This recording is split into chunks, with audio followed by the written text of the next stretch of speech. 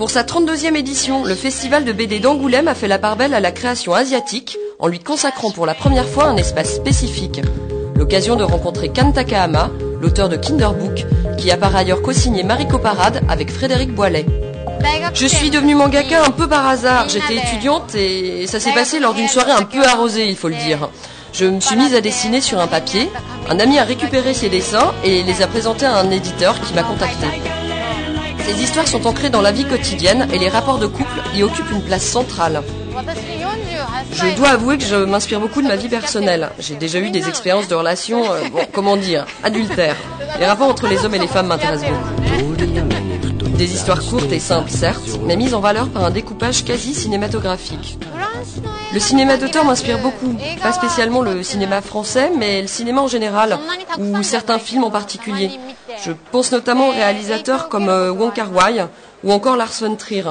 Par ailleurs, je suis très sensible à la bande-son, à la correspondance entre l'image et la musique.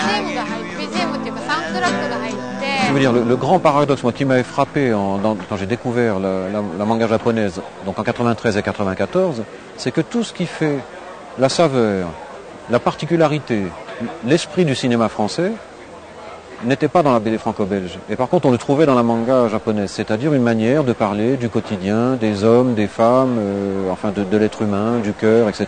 Quand un japonais va voir un film français, il sait qu'il va pas voir un film de baston. Il sait qu'il c'est un thème qu'on sait développer dans le cinéma et dans le roman, alors qu'on ne savait pas le faire dans la BD franco-belge.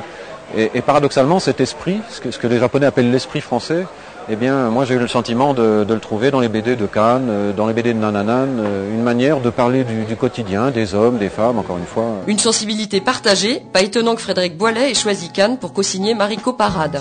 Ce qui était tout à fait intéressant pour moi avec Mariko Parade, c'est qu'elle est japonaise et elle a l'âge de Mariko. Et c'était donc l'occasion de voir le point de vue du personnage féminin. Bon, ensuite, il y a eu un petit problème de méthode. J'ai l'habitude de dessiner un petit peu n'importe comment, alors que Frédéric est beaucoup plus appliqué. Il a fallu que je m'adapte. Je me suis fait engueuler quelquefois. Qu'est-ce qu'elle a dit, que j'étais sévère? Non, c'était quoi? Qu'elle est un peu brouillonne et que voilà. Mais c'est en fait tout ça qui m'intéressait dans son travail. C'est que c'est une auteure intuitive. Tout ce que je ne suis pas. Enfin, je sens les choses, je vois bien. Je me suis juste contenté de temps en temps d'amener un tout petit peu de rigueur. Ce qu'il y a de très fort en elle, c'est ce côté vivant.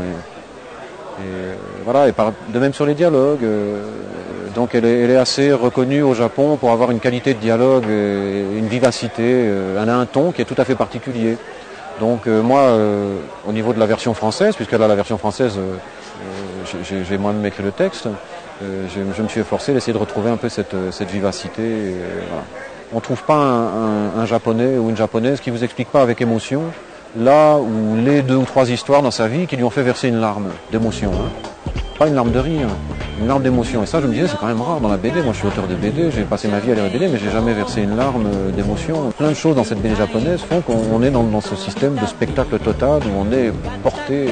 Et puis pour vous dire, la première fois où moi j'ai commencé à pleurer, la fois où j'ai pleuré en lisant une manga, c'était en traduisant Le quartier lointain de Taniguchi. Vous serez sans doute ému par Kinderbook et Mariko Parade, déjà en librairie, en attendant de découvrir 2 expressos de Kan Takahama.